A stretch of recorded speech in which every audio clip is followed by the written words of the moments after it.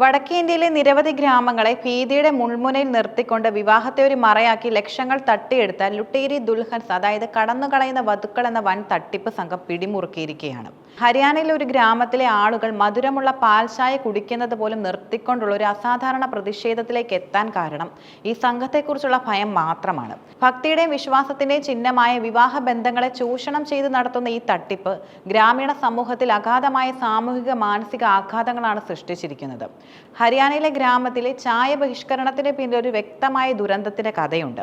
വേദ് സിംഗിന്റെ കുടുംബത്തിന് അവരുടെ പുതിയ മരുമകൾ വിവാഹ രാത്രിയിൽ തന്നെ കൊള്ളയടിയുടെ അനുഭവം നൽകിയതോടെയാണ് ഈ ഭയം ഗ്രാമത്തെ പിടികൂടിയത്. വധുവിന്റെ വീട്ടുകാർ പലപ്പോഴും മധുരമുള്ള ചായ നൽകിയാണ് വരന്റെ വീട്ടുകാരെ സ്വാഗതം ചെയ്യാറുള്ളത്. ഈ മധുര ചായയിൽ മയക്കുമരുന്ന് കലർത്തി നൽകിയിരുന്നോ എന്ന സംശയം ഭീതിയുമാണ് ചായ ബഹിഷ്കരണത്തിന് കാരണമായത്. ഈ ഒറ്റപ്പെട്ട സംഭവം സമാനമായ തട്ടിപ്പുകൾ ഉത്തർപ്രദേശിലെ അലിഗഡ് ഉൾപ്പെടെയുള്ള മറ്റ് പ്രദേശങ്ങളിൽ റിപ്പോർട്ട് ചെയ്യപ്പെട്ടതോടെ അതൊരു സംഘടിത നീക്കമാണെന്ന തിരിച്ചറിവിലേക്ക് ഗ്രാമവാസികളെ എത്തിച്ചു. വരന്റെ വീട്ടിൽ ഒരു രാത്രി മാത്രം അതിഥി എന്ന പോലെ താമസിച്ച ശേഷം പിറ്റേന്ന് രാവിലെ വീട്ടിലെ പണവും ആഭരണങ്ങളുമായി മുങ്ങുന്ന വധുക്കൾ അടങ്ങുന്ന ഒരു റാക്കറ്റാണ് ലുട്ടേരി ദുൽഹൻസ് എന്ന പേരിൽ അറിയപ്പെടുന്നത്.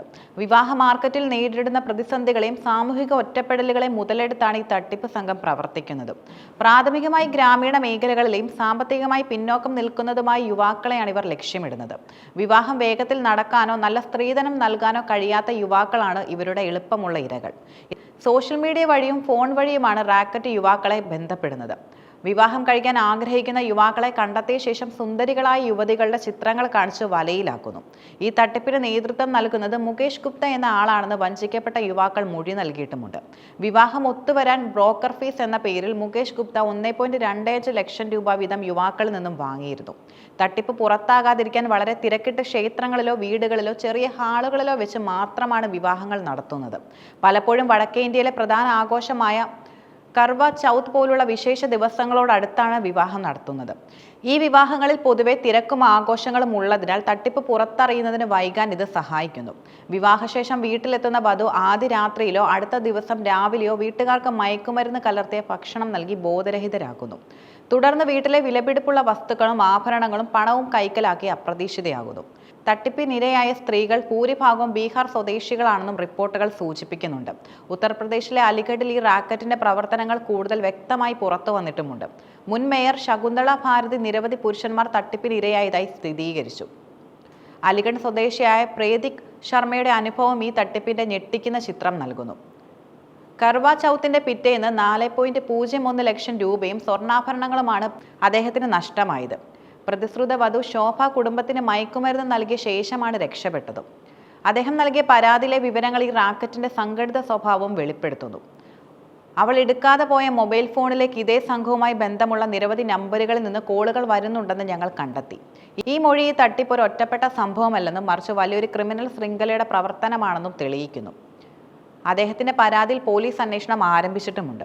ലുട്ടേരി ദുൽഹൻസ് റാക്കറ്റ് കേവലം സാമ്പത്തിക തട്ടിപ്പ് മാത്രമല്ല, ഗ്രാമീണ സമൂഹത്തിൽ കടുത്ത മാനസിക സാമൂഹിക പ്രത്യാഘാതങ്ങളാണ് സൃഷ്ടിക്കുന്നത്. തട്ടിപ്പിനിരയായവരിൽ ഭൂരിഭാഗവും ഗ്രാമപ്രദേശങ്ങളിലെ യുവാക്കളാണ്.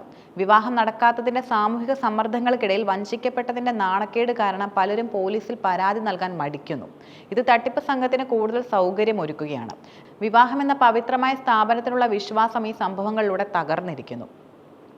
പുതിയ ആലോചനകൾ വരുമ്പോൾ പോലും വധുക്കളെയും അവരുടെ കുടുംബങ്ങളെയും സംശയത്തോടെ കാണാൻ ഗ്രാമീണർ നിർബന്ധിതരാകുന്നു. ഹരിയാനയിലെ ചായ ബഹിഷ്കരണം ഈ വിശ്വാസ തകർച്ചയുടെ പ്രതീകമാണ്.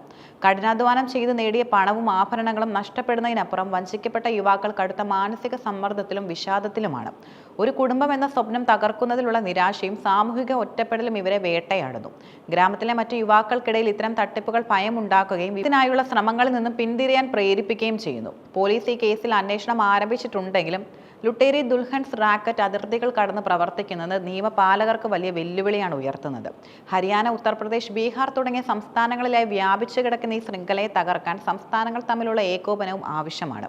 തട്ടിപ്പിന്റെ മുഖ്യ സൂത്രധാരൻ എന്ന് കരുതപ്പെടുന്ന മുകേഷ് ഗുപ്തയെ പിടികൂടുന്നത് റാക്കറ്റിന്റെ പ്രവർത്തന രീതികളെക്കുറിച്ചും അതിലെ മറ്റ് അംഗങ്ങളെക്കുറിച്ചും നിർണായകമായ വിവരങ്ങളും നൽകും. വധുക്കളായി എത്തുന്ന സ്ത്രീകൾ, ഇടനിലക്കാർ, വ്യാജ വിവാഹ ചടങ്ങുകൾ ഒരുക്കുന്നവർ എന്നിവരടങ്ങുന്ന ഈ സംഘടിത നെറ്റ്വർക്കിന്റെ വേരോടെ പിഴുതെറിയേണ്ടതുണ്ട്. ഹരിയാന, ഉത്തർപ്രദേശ് എന്നിവിടങ്ങളിൽ നടന്ന തട്ടിപ്പുകൾക്ക് പിന്നിൽ ഒരേ സംഘമാണോ എന്ന് കണ്ടെത്തേണ്ടതുണ്ട്. വിവാഹ വാഗ്ദാനങ്ങൾ നൽകി നടത്തുന്ന ഈ കവർച്ചകൾ വടക്കേ ഇന്ത്യൻ ഗ്രാമങ്ങളിലെ ദുർബലമായ സാമൂഹിക ഘടനയെ ചൂഷണം ചെയ്യുന്നതിന്റെ വ്യക്തമായ സൂചനയാണ്. ഈ റാക്കറ്റിനെ എത്രയും പെട്ടെന്ന് നിയമത്തിന് മുന്നിൽ കൊണ്ടുവരിക എന്നത് കേവലം നീതി നടപ്പാക്കൽ മാത്രമല്ല, തകർന്നടിഞ്ഞ ഗ്രാമീണ സമൂഹത്തിന്റെ വിശ്വാസം വീണ്ടെടുക്കാനുള്ള നടപടി കൂടിയാണ്.